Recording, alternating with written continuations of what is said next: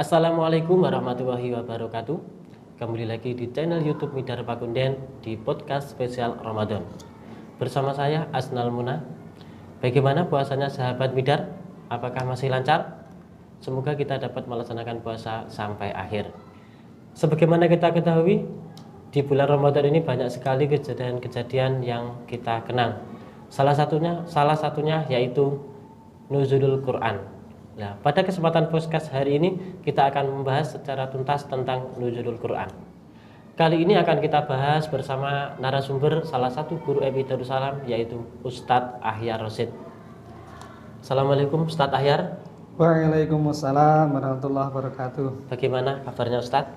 Alhamdulillah dengan izin Allah sampai saat ini puasanya masih lancar. Alhamdulillah. Mboten nonton sing bolong berarti nggih. Alhamdulillah pangestu panjenengan, Pak. Oke.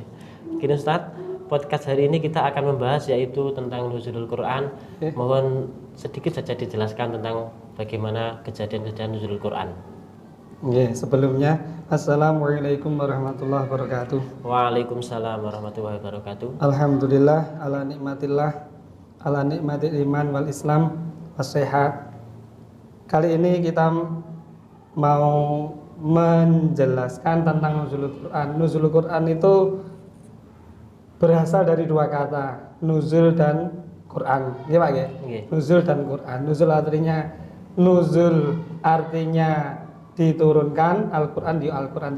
Jadi nuzulul Quran artinya diturunkannya Al-Quran. Al-Quran diturunkannya di dunia ini bukan tanpa guna, melainkan Al-Quran diturunkan di dunia ini gunanya hudal linnas, sebagai petunjuk bagi manusia. Satu. Berikutnya juga sebagai syifa ulinnas, yaitu sebagai obat bagi para manusia. Ada lagi yang gunanya juga sangat luar biasa. Barang siapa yang membaca satu huruf dalam Al-Quran itu pahalanya dihitung per satu hurufnya. Jadi seandainya kita membaca Bismillahirrahmanirrahim, itu kalau kita hitung jumlah hurufnya ada 19 Pak Asnal.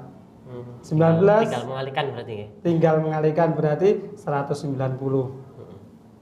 Akan tetapi Al-Quran diturunkan di dunia ini sangat murni, dalam arti nggak ada yang dapat merubah satu kata pun dalam Al-Quran. Al-Quran itu diturunkan di dunia ini akan dijaga oleh Allah kemurnian dan kesuciannya. Melalui banyak Allah menggerakkan para hatinya umat-umat Nabi Muhammad untuk menghafalkan Al-Quran. Seperti sekian umat Nabi Muhammad yang berada di MI Darussalam ini. Contohnya di kelas 4D. Ya, betul Pak ya? Oke, kelas 4D yang kemarin alhamdulillah sudah berhasil tahsin juz 30.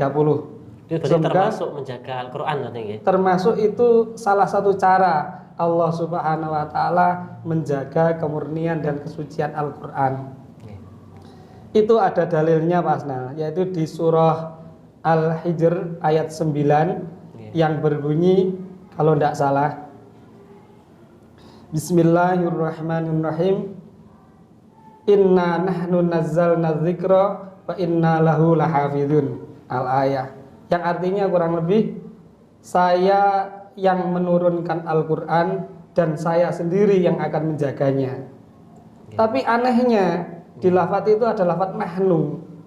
Padahal sudah ada innanya gitu ya? Padahal sudah, seandainya dipikir sudah cukup dengan inna. Kenapa Allah kok ngasih lafaz nahnu gitu Pak? Itu pasti ada maksudnya gitu. Itu lafaz nahnu itu, ingin tahu Pak Asnal ya? Lafaz nahnu itu bukan berarti Allah tidak mampu menjaga sendiri kemurnian dan kesucian Al-Quran, melainkan cara Allah menjaga kemurnian dan kesucian Al-Quran kok memakai lafaz nahnu itu, Allah melibatkan Nabi Muhammad, yaitu yang hatinya selalu bersih, suci, sehingga hafal Al-Quran. Berikutnya para sahabat yang langsung menjadi murid Nabi Muhammad. Terus setelah sahabat, para tabi'in, para tabi'ut tabi'in, sehingga para masyayikh, para guru-guru kita dan para saudara-saudara kita. Di antaranya bagi yang seperti sudah saya jelaskan tadi, yaitu di MI Darussalam ada kelas Tahfidz. kelas tahfidz, yaitu kelas berapa Mas Nel? Kelas 4D. Kelas 4D. Oke. Itu termasuk salah satu bukti, termasuk salah satu cara Allah Ta'ala itu menjaga al-kemurnian dan kesucian Al-Quran. Kenapa kok pakai lafaz nahnu? Oh, gitu. Oke. Ya. Terus apakah cara menjaga itu cukup menghafal, apa ada cara yang lain Ustadz itu? Cara menjaga Al-Quran itu. Al-Quran itu dengan cara dibaca terus berulang dan berulang. Oke.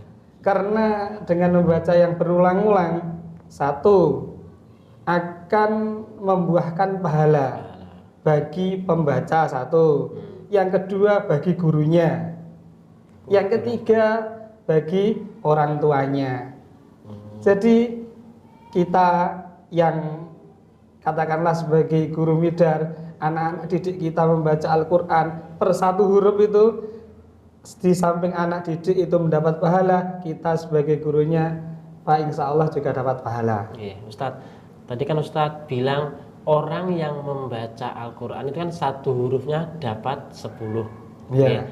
Itu kalau seumpamanya itu termasuk orang yang membaca tahu artinya apa tidak? Nah, itu Oke. membaca Al-Quran itu pahalanya 10 Pak ya. Nah, 10 itu dihitung baik orang yang tahu artinya ataupun orang yang tidak tahu artinya. Itu pahalanya tetap 10. tetap 10. Ya, Oke. seperti dawuhnya Rasulullah. Kalau dalam sabdanya Rasulullah itu kan bunyinya khairukum man ta'allamal Qur'an wa'allamah. Orang yang membacanya belum lancar itu juga mendapat pahala 10. Karena apa? Di situ dihitung ta'allama. Ta'allama berarti belajar. Kalau belajar pasti belum lancar. Oke. Gitu. Oke. Terus berarti.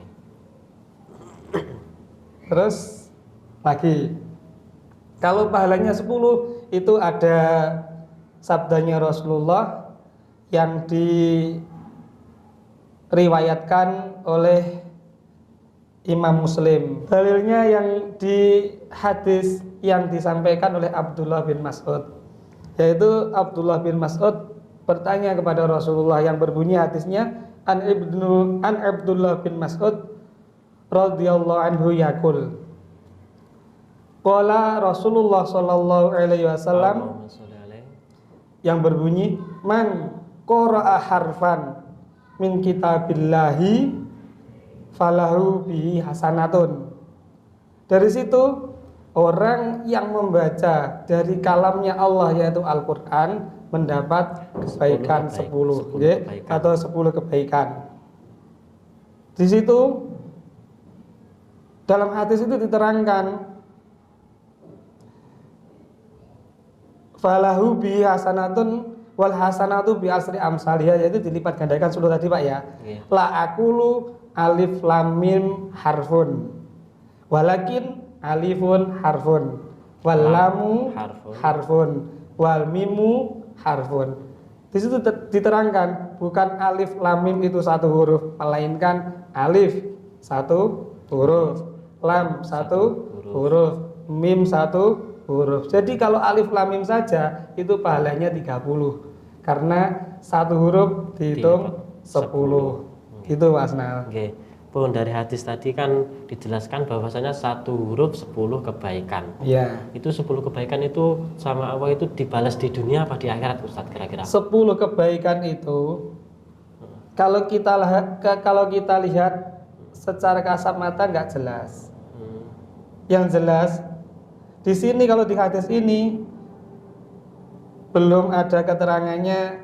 Yang jelas dibalas 10 kebaikan. di dunia dan di akhirat. Mungkin kalau hitungannya di dunia berapa, kalau di akhiratnya berapa, Belum ada anu lagi, belum ada saya nasnya. kok belum tahu, Belum tahu. belum pernah dengar itu yang menjelaskan berapa perinciannya.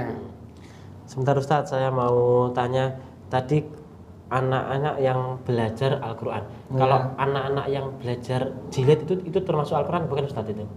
Jilid, Jilid. jilid itu kan jalan menuju Al-Quran, dan huruf-huruf yang ditulis di situ juga huruf Al-Qur'an. Al-Quran. Itu juga dikatakan belajar Al-Quran. Berarti orang yang ngaji jilid termasuk orang yang belajar Al-Qur'an. gitu? Termasuk yang belajar Al-Quran, karena itu kan jalan menuju Al-Quran. Jilid-jilid itu pun yang ditulis kan juga Al-Quran. Jadi Iya.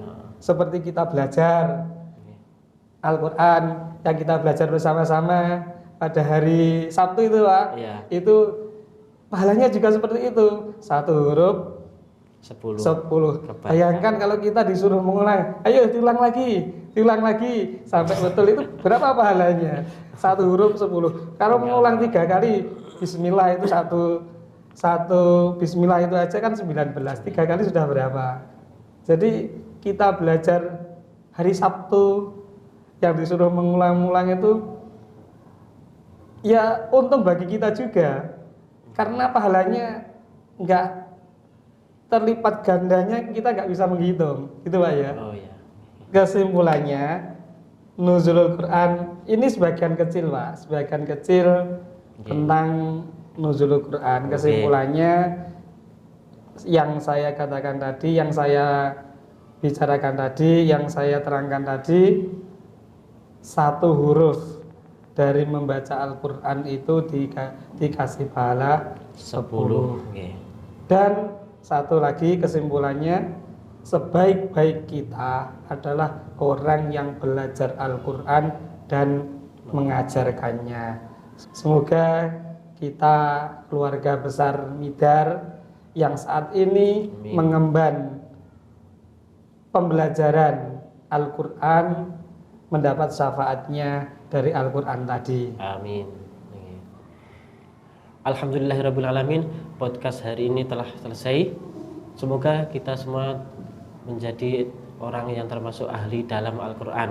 Apalagi di bulan Ramadan ini kita harus memperbanyak baca Al-Quran, karena pahalanya akan kembali ke kita sendiri. Di sini saya sebagai host nggak awal nggak akhir. Apabila ada kesalahan dalam tutur kata saya mohon maaf yang sebesar-besarnya, khususnya sahabat yang ada di rumah. Akhirul kalam, billahi taufiq wal hidayah. Wassalamualaikum warahmatullahi wabarakatuh. Waalaikumsalam.